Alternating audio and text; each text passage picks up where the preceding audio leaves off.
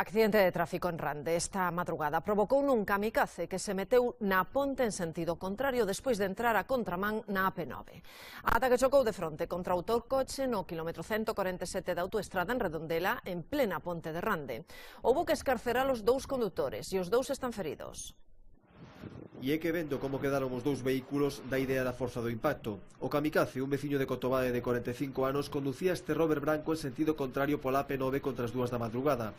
Ia en dirección Vigo, pero polo carril que vai cara a Pontevedra, e segundo testemunhas que avisaron o 112, no quilómetro 147 bateu contra o Volvo de cor vermella. Chocou con tal forza que o coche do kamikaze emborcou. Os dous condutores tiveron que ser escarcerados dentro os feros dos vehículos. Segundo fontes da Garda Civil, o condutor kamikaze está ferido de gravidade e o outro, un veciño de Soutomaior de só 21 anos, ten feridas de carácter leve.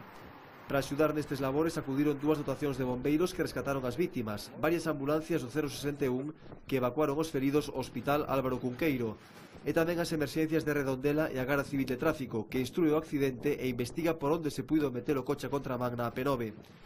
O sinistro foi moi aparatoso, pero dado que foi de madrugada non provocou retencións e non obrigou a cortar o tráfico en ningún momento. A Garda Civil confirmanos que o kamikaze, que xa ten antecedentes, vai ser investigado por un suposto delito de seguridade vial, por conducir con temeridade manifesta poñendo en perigo a vida de outras persoas. Este delicto está penado con entre 6 meses e 2 anos de cárcere e ata 6 anos sen carné de conducir.